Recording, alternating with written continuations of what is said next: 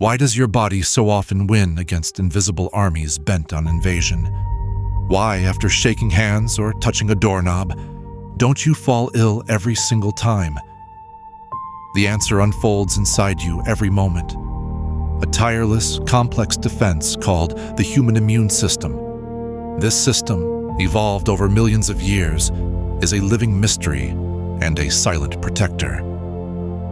It's a story of constant vigilance, rapid response, and occasionally learning from mistakes. Imagine, right now, your body houses billions of tiny agents trained for war, harmony, and repair, working together even as you sleep or walk or listen. Let's step into this drama through the eyes of writers and thinkers who have, in their own way, reflected on what it means to resist forces beyond our control. No man is an island, entire of itself. Every man is a piece of the continent, a part of the main. John Donne said, Donne wrote these words about the interconnectedness of human life. But if you zoom in, you'll see echoes of this idea on a cellular scale.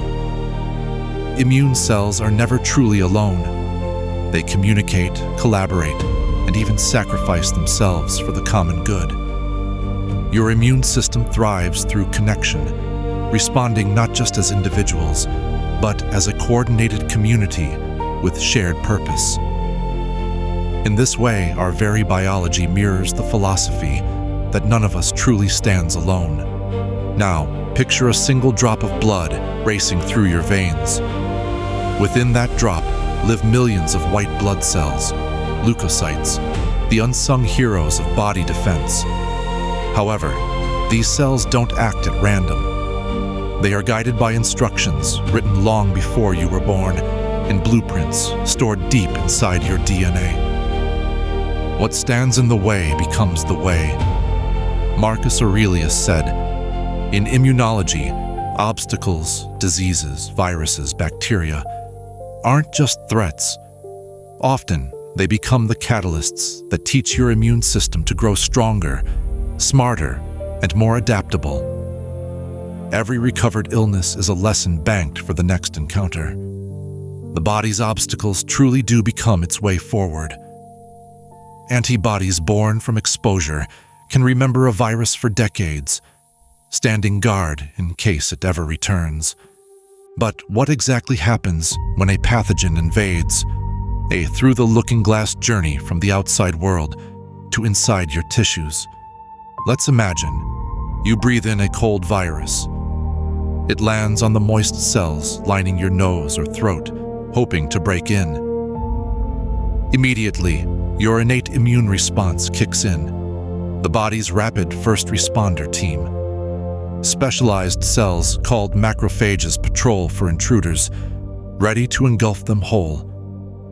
These defenders are like guards patrolling city walls, using pattern recognition to spot anything that doesn't belong. It's not the weight you carry, but how you carry it. Mary Oliver said, every day, your immune system carries an immense burden, fending off countless threats, deciding which to attack and which to ignore. It's not about the sheer volume of what it manages, but about the remarkable balance and discrimination it brings to that task.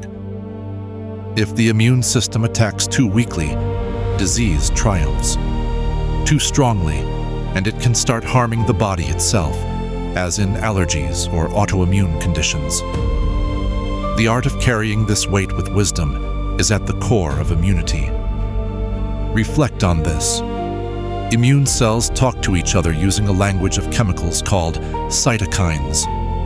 When danger is detected, these messages summon more help, slow down or speed up responses, and coordinate the attack.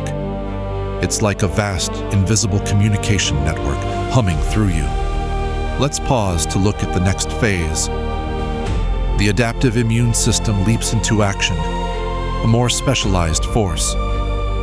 Lymphocytes, like T cells and B cells, learn to recognize very specific threats. B cells build and release antibodies, unique proteins that lock onto foreign invaders. T cells, on the other hand, can kill cells already infected or coordinate other parts of the system, helping to fine-tune the entire response. "I am large. I contain multitudes," Walt Whitman said. "It's more than poetic. You truly are a collection of multitudes. Cells, bacteria, viruses, immune sentinels, locked in a careful, dynamic dance.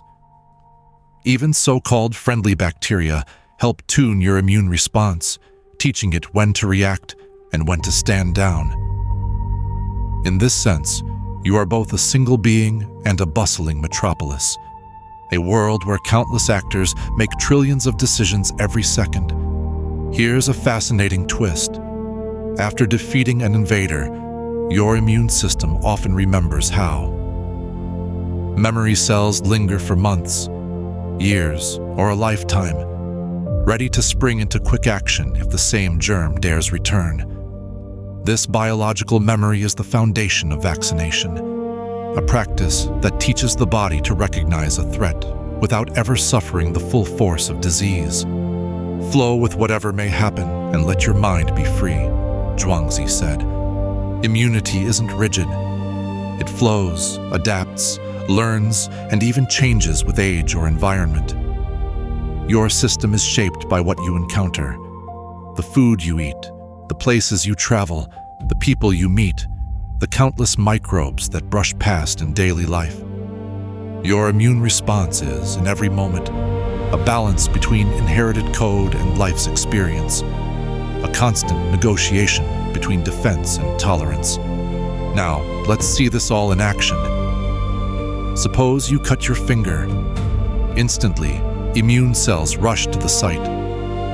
Blood flow increases, creating redness and warmth, classic signs of inflammation. The area might swell or hurt, the result of immune cells squeezing out of your blood vessels to deal with incoming pathogens and begin repairs. This inflammation is part of your body's ancient alert system, an unavoidable price for rapid healing. Hope is the thing with feathers that perches in the soul. Emily Dickinson said, "Hope is more than just a feeling. On a molecular level, it's written into the very way your cells respond. Each time a cell divides, helps a neighbor, or remembers a long-gone virus, hope becomes action, persistence against overwhelming odds. The immune system fights countless battles, most of which you will never notice, and hopes at a cellular level that the equilibrium will be restored. But victory is never guaranteed. The system has blind spots and flaws. Viruses mutate. Bacteria develop resistance. Sometimes the immune system itself turns confused, attacking the very body it's meant to protect. In rare moments, defenses collapse, leading to overwhelming infections. And yet, the story is not one of despair. In your bone marrow, new immune cells are born every day, preparing for wars they may never need to fight. The process is slow, cumulative, and relentless. With each passing year and exposure, your defense learns a little more, an ongoing experiment with life itself. Let's zoom out once more. How does all this connect to the rest of the universe? In a real sense, immune systems are everywhere. Plants, animals, and even some bacteria have versions of this test, defend, and adapt cycle. Every organism is a fortress in a world full of would-be invaders, writing its own story of resistance and coexistence. If you've ever marveled at an old tree scarred by storms but still standing, or watched a city rise after disaster, you've witnessed, in another form, the same principle that guides your immune system: constant repair, adaptation, and learning in the face of chaos. So the next time you recover from a cold, without thinking much about it, remember, your triumph wasn't chance, but the result of near-infinite cellular collaboration, remembering past lessons, weighing risk against harm, and making split-second decisions that echo the ideas of philosophers and poets alike. The immune system isn't just a medical curiosity. It is a living story of defense, memory, sacrifice, and hope, playing out in microscopic detail every single second. You are at once both the stage and the hero of this ongoing biological epic. In every breath, every heartbeat, every touch, that story continues,